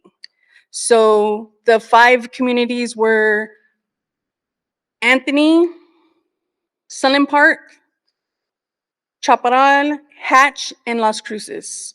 So your district actually included 3. We have completed 2 parent info sessions in both English and Spanish in Chaparral High School and Santa Teresa High School. While the parents were in the info sessions, Kamika and I and other partners facilitated a youth engagement activity so the parents could focus on the information that they were being provided. In that activity, they created anti-vaping posters where we selected parents and staff and other kids. They got to vote on which poster would be the winner. We gave out prizes. Kamika and I later took those posters and we consolidated them into a paper quilt that we would like to present to your district and to Superintendent Dempsey.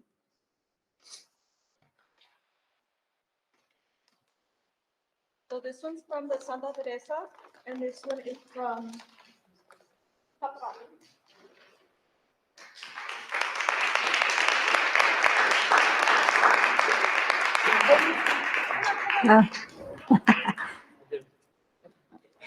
Ladies, turn around real fast so me and Arlene can take a picture.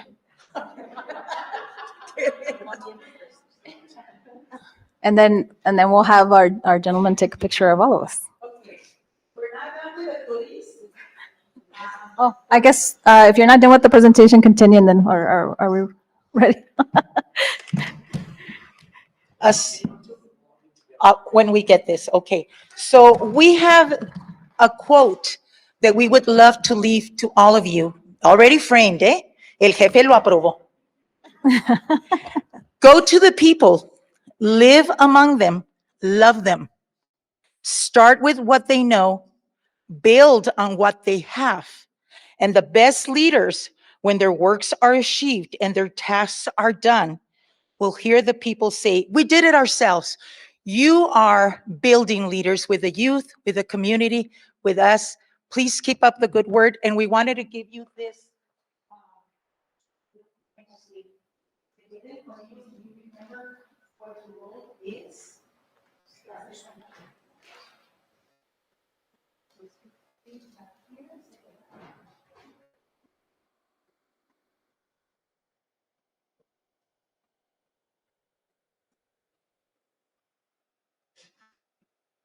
Never forget the impact you do, and we're going to give you goodies. Ms. Rosa, I gave Ms. Hernandez already hers. Ms. Rosa, tremenda advocate. Muchísimas gracias.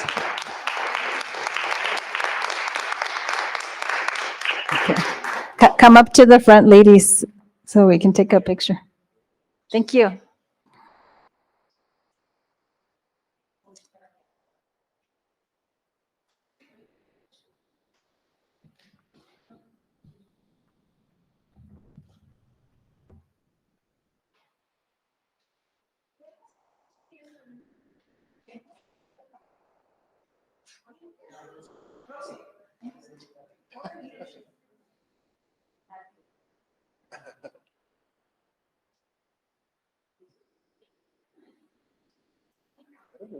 One, two, three.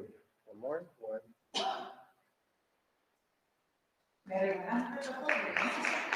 Sí.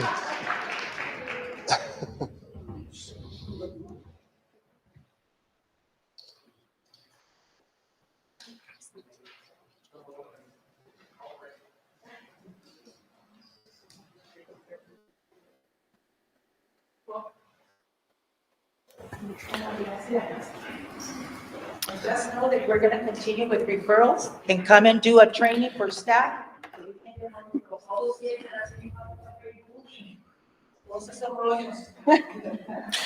Madam President, board members, I think you can easily sense the passion and the desire to support our communities.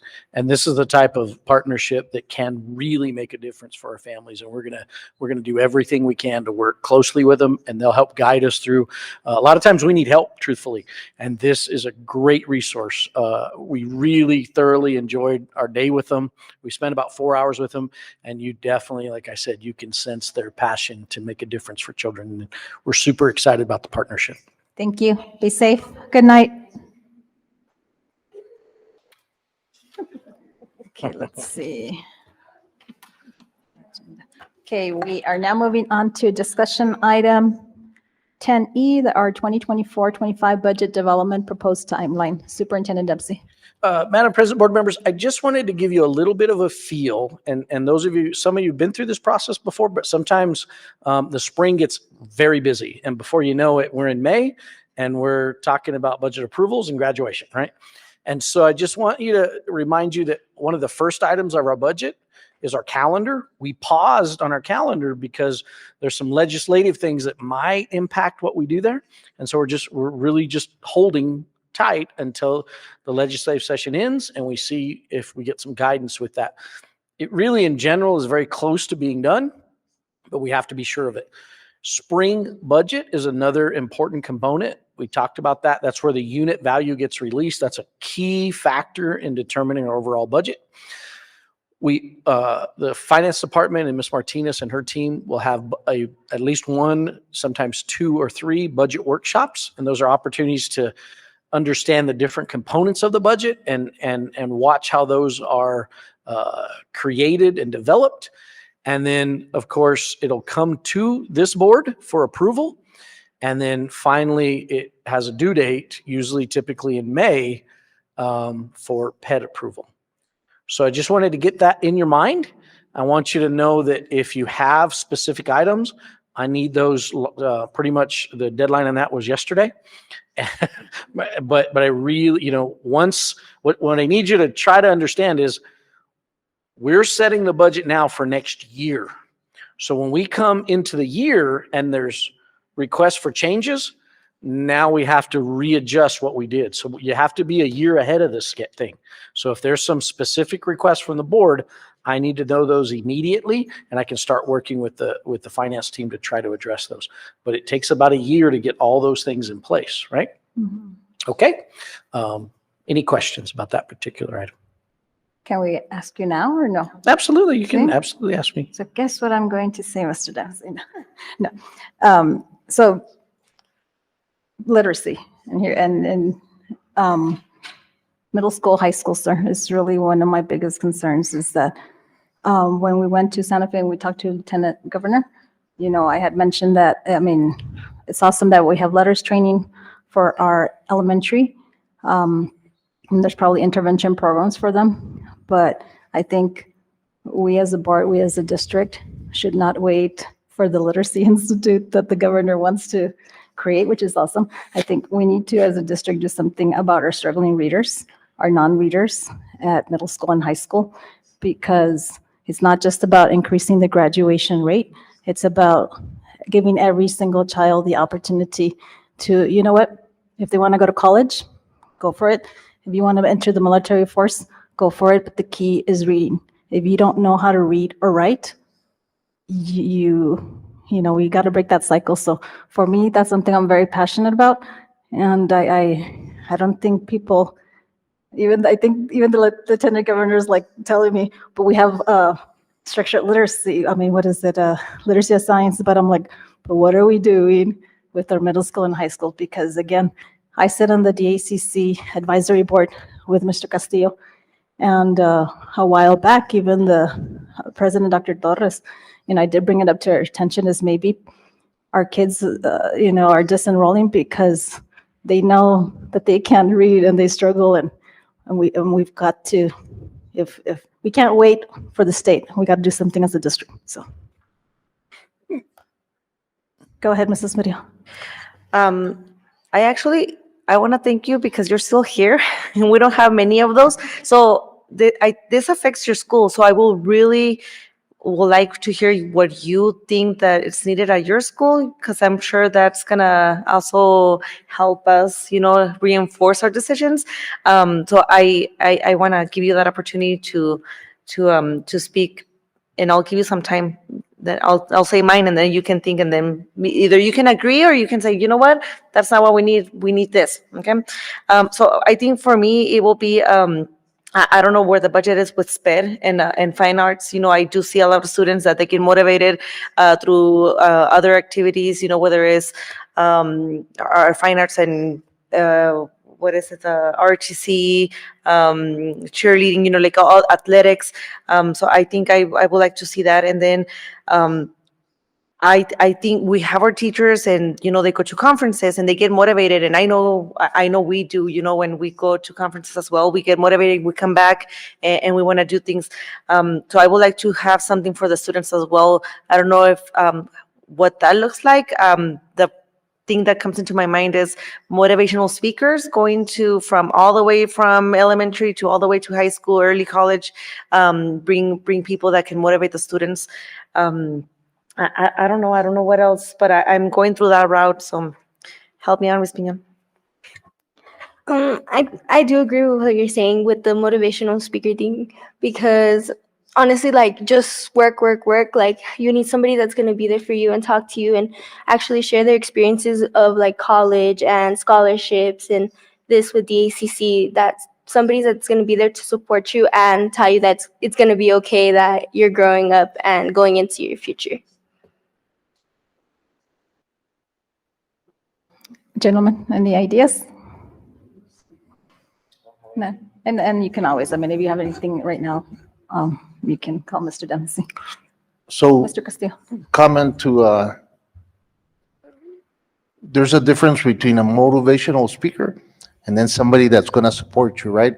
Because we can get a motivational speaker and, they can give us lip service.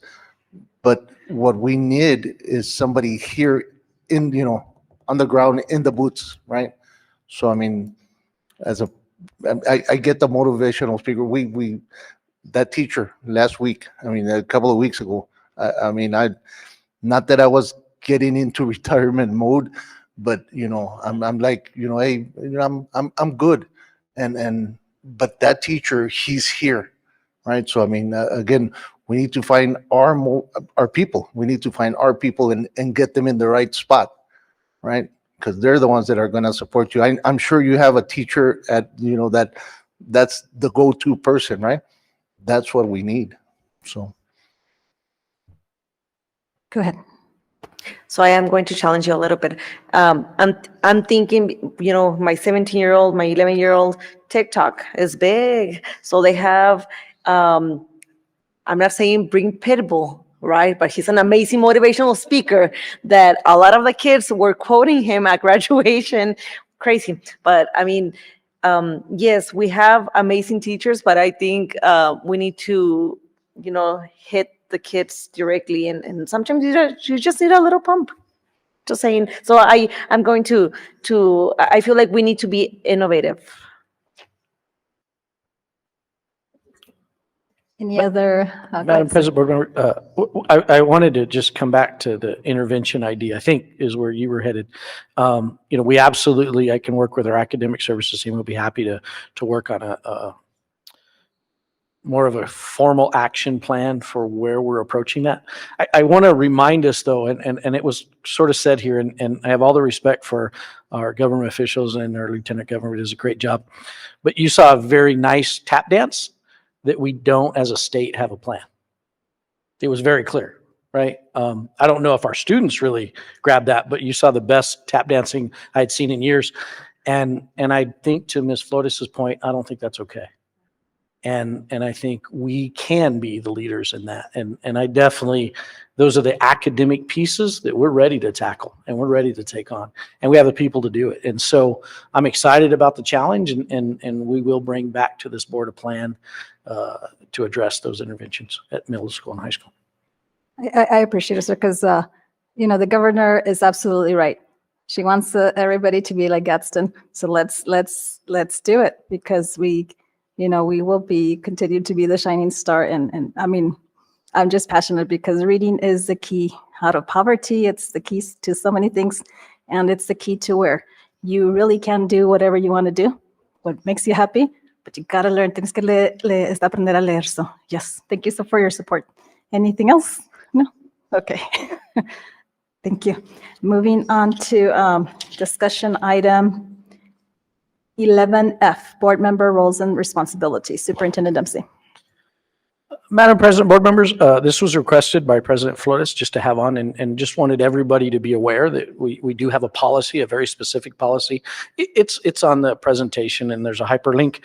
I think I could, and in our trainings that we all attend together, this is many times emphasized, and I think it comes down to really 3 roles. Now those now I think in order to have this conversation, you have to understand there's an operational side of the house, and then there's a governance side of the house. This board obviously sits on the governance side of the house.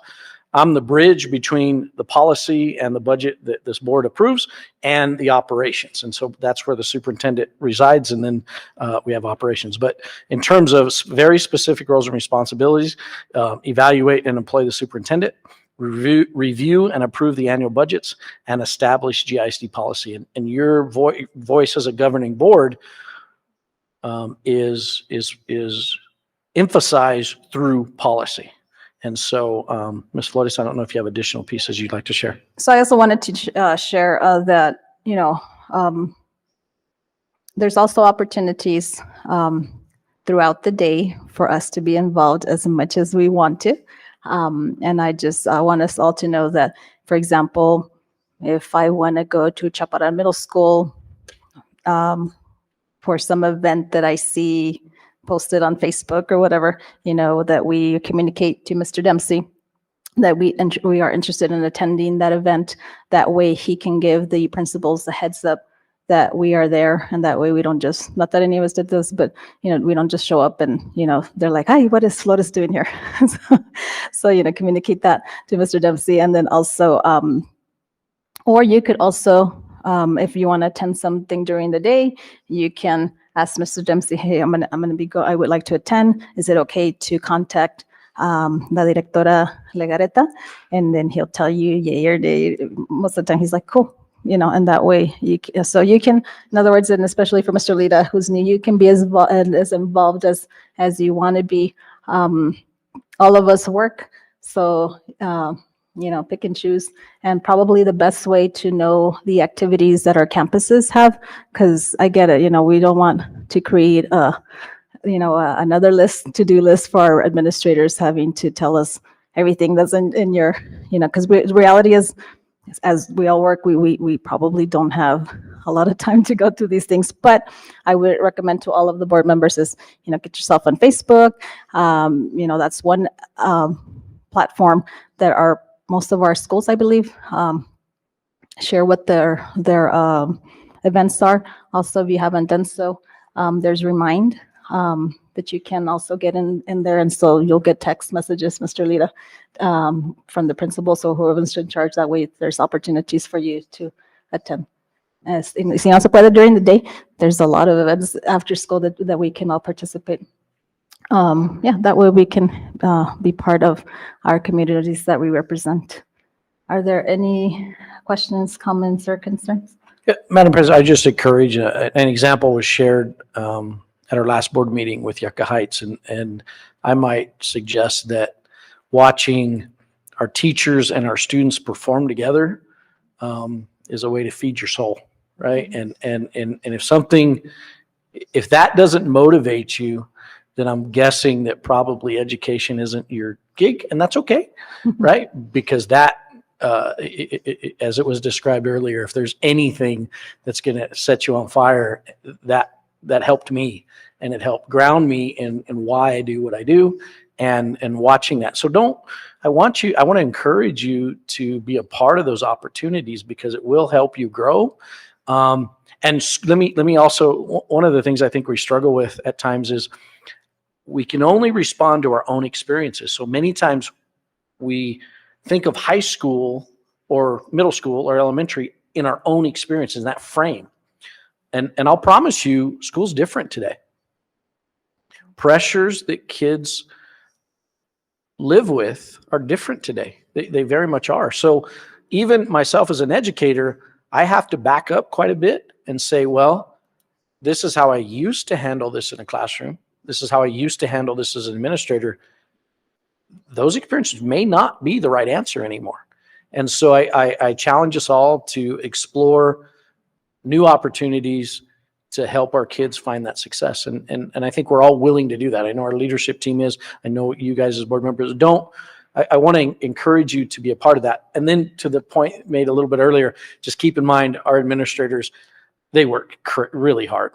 They're incredibly dedicated. So we got to be careful not adding another item to their day, because it's a lot. If you're in charge of Gadsden High School, you have 1,200 very important students you want to take care of every single day.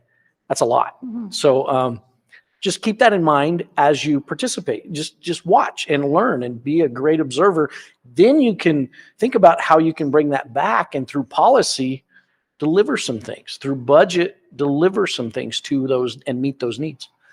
And so just consider those things as you're growing as a board member. And I would encourage you that if education is not your background, probably the best way to learn is to communicate to Mr. Dempsey and ask him for those opportunities, maybe attending a training, like you heard Marzano a lot. And if you don't know what it is, you can come to the trainings, just so that way that we are all informed about the decisions that we're making through policy.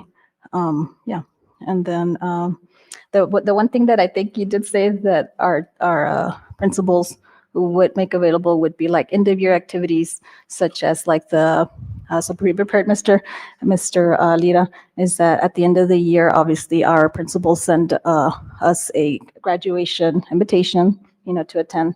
And then also, they'll invite us to the, what is it called, when they receive their scholarships? What is that called, that event? At every high school has it. Award ceremony, yes. Senior award ceremony. Senior award ceremony. So there's a lot of beautiful end of the year events that, those you said that those probably might be communicated to us. Absolutely, Madam President, and I don't want anyone to misinterpret. You do not have to be an educator to get your soul fed. Just watching. I mean, what we got to witness at Yucca Heights was special. Yeah. And you see this relationship, this beautiful relationship that was created between a small group of adults and a group of students. And when we're doing those things, we're doing right for kids. And it's pretty exciting to get to be a part of that. And you'll get, I want you to engage in those opportunities because it will motivate anyone to grow. And so please take advantage of those opportunities. Thank you. Okay, moving on to discussion item 11G, quarterly budget report for the month ending December 31st, 2023. Superintendent Dempsey. Madam President, board members, Ms. Villarreal is going to help us with this particular item. Good evening, President Salazar Flores, Superintendent Dempsey, and board members. I bring forth our December 31st second quarter report.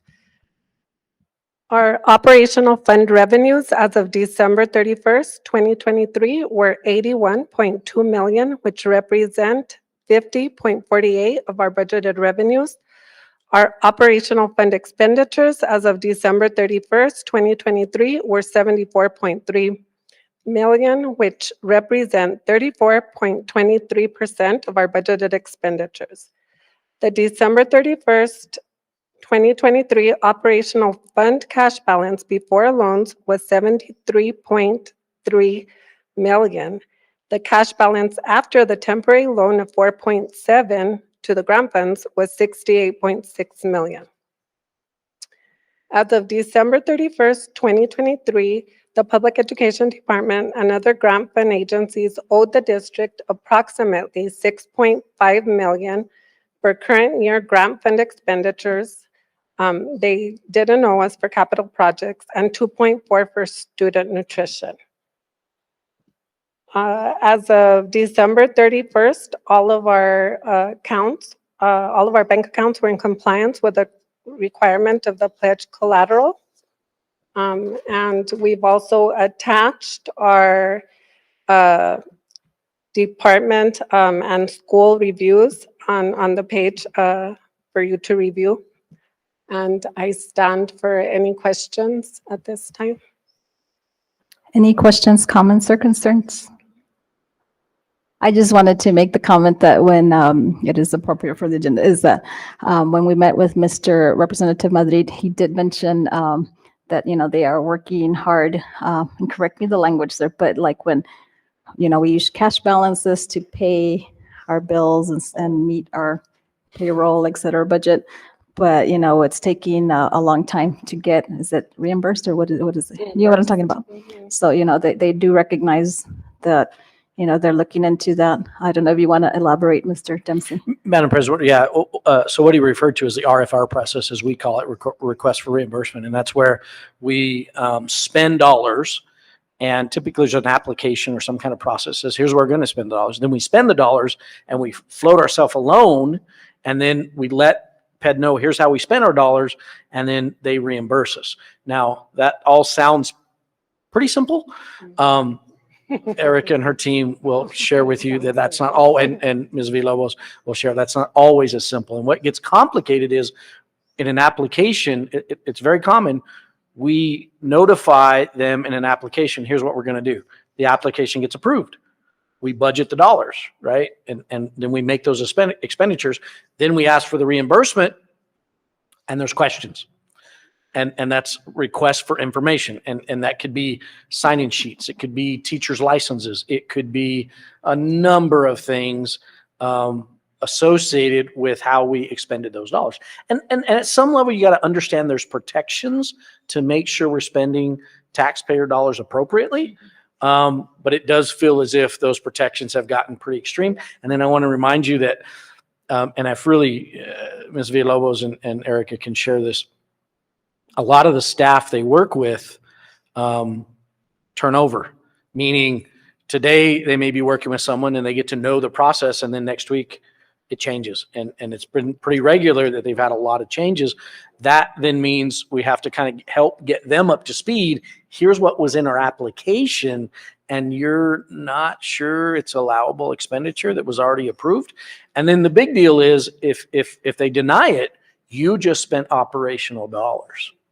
So that's a pretty big deal. It rarely happens, but there's a lot of time spent, hours per week sometimes, to get through that information request. So we appreciate the legislators understanding that component and understanding that sometimes it's a bit of a barrier to get things done. And again, ladies, Priscilla, Ms. Yali, thank you for all you do. Have a good evening. Thank you. Thank you. Okay, moving on to the next thing is item 12 on our agenda. It's our upcoming board meetings and events. I'm not going to read them to us, but they're listed there for us to go ahead and plan accordingly to attend these events. Any questions, comments regarding those? And I think tonight our Ms. Delgado gave us to fill out a travel request for the National School Board Association Conference. So make sure if you plan to attend to fill that out. Okay. Moving on to item number 13. Do I hear a motion to enter into closed session? I'll make a motion that we enter into closed session, limited personnel matters pursuant to 10-15-1 H-2 of the Open Meetings Act, NMSA 1978, as amended for superintendents and associate superintendents report on employees on administrative leave with pay, employees grievances, and employee issues. Mr. Castillo has made a motion that we now enter closed session. Ms. Delgado, can you please take roll call? Mr. Castillo? Aye. Ms. Flores? Aye. Mr. Lira? Aye. Ms. Murillo? Aye. Okay, that motion passes. We are now in closed session. Folks, thank you so much for joining us. You be safe out there.